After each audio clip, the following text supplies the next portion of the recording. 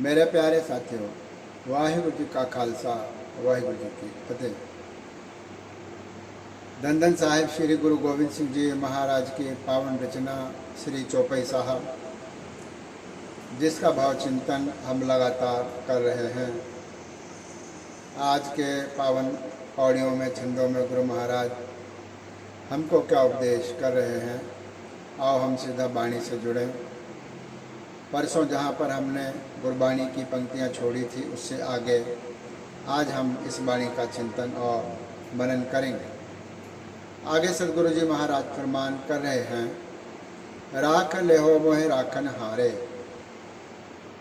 है अकाल पुरख परमात्मा, राखन हारे का अर्थ है जो सबको रखने वाला है, जो सबकी रक्षा करने वाला है, जो सबको संभालने वाला है।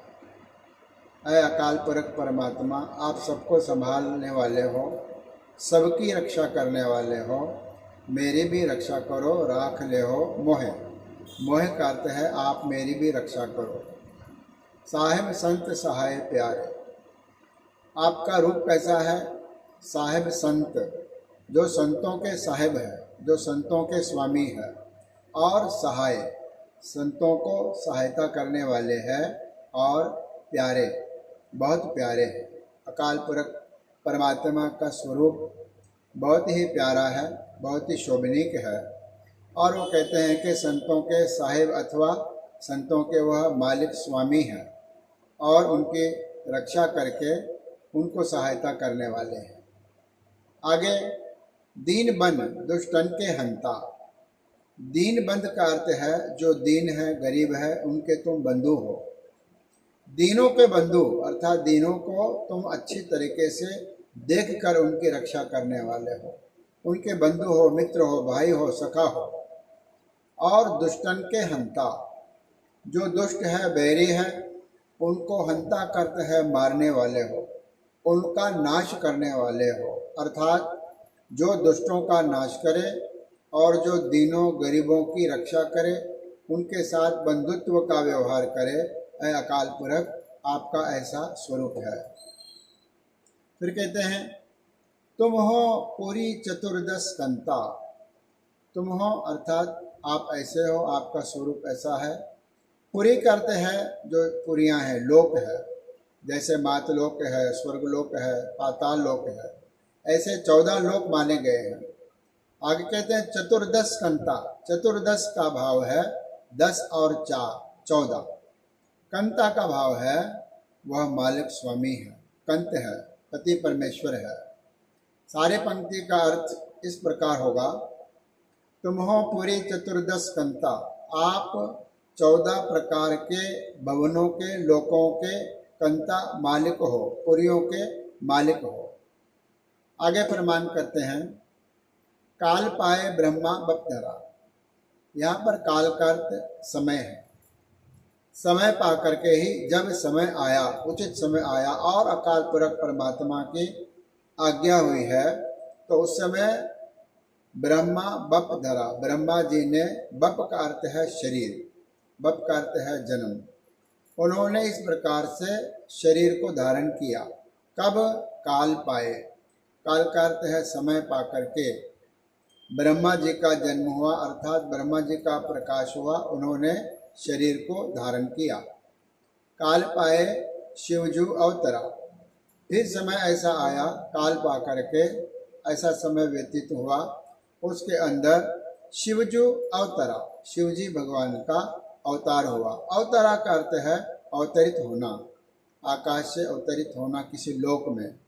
जैसे अवतार जो शब्द है वो साधारण व्यक्ति के लिए भी प्रयोग में आ सकता है।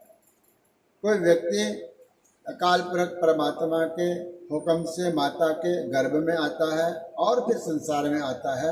इस सारी प्रक्रिया को अवतार धारने की प्रक्रिया कहते हैं। वह साधारण मनुष्य पे भी लागू होती है, वह देवताओं पे भी लागू होती है, वह गुरुओं पे भी लागू होती है, वो सब पर लागू होती है। तो यहाँ पर अवतारा का अर्थ है शिवजी भगवान ने समय पा करके अवतार धारण किया, अर्थात समय पर उन्होंने अवतार लिया। काल पाए कर विष्णु प्रकाशा। विष्णु का अर्थ है विष्णु भगवान। फिर काल पाए, समय पा करके जब उचित समय आया तो विष्णु भगवान का प्रकाश हुआ, विष्णु भगवान का जन्म हुआ।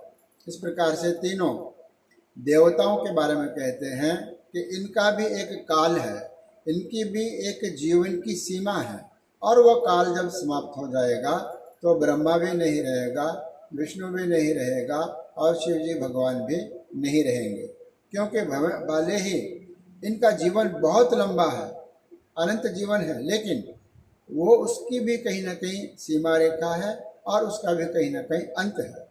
फिर कहते हैं सकल काल का किया तमाशा। ये जितना भी तमाशा आप देख रहे हो यह काल का किया हुआ है। काल का अर्थ समय है और काल का दूसरा अर्थ अकाल पुरख परमात्मा है। यह परमात्मा का किया कराया सब है, जिसके हुक्म के अनुसार ये सब कुछ संसार में वर्त रहा है। फिर कहते हैं जवन काल जोगी शिव कियो, जिस काल ने, यहाँ पर अब काल का अर्थ अकाल पुरख परमात्मा है, जिस काल ने शिव जी भगवान को जोगी बनाया, योग करने के योग्य बनाया। वेदराज ब्रह्माजू थियो, वेदराज वेदों का राजा बनाया, किसको? ब्रह्मा जी को, जो थियो। ब्रह्मा जी को वेदों का राजा अर्थात वेदों को रचने वाला बनाया। माना जाता है कि वेदों की रचना ब्रह्मा जी ने की है। जवन काल सब लोग सवारा, जिस काल ने सारे लोगों को संवारा है, बनाया है, उनका निर्माण किया है। नमस्कार हैं ताहे हमारा, ऐसे परमात्मा को, ऐसे काल को अर्थात ऐसे अकाल को हमारा नमस्कार है। आगे ये पंक्तियों के विचार निरंतर चलते रहेंगे, जिसके विचार हम परसों करेंगे। आज इतना ही। निरंतर इस वीडियो को आप समय निकाल कर सुनते रहिए, क्योंकि नित्यनेम की वाणी है। अपने मित्रों को भी शेयर कीजिए, लाइक कीजिए, सब्सक्राइब कीजिए, ताकि हम पवित्र वाणी से जुड़ करके इसके अर्थों को समझने का यत्न करें। आज इतना ही। धन्यवाद। गुरु राम।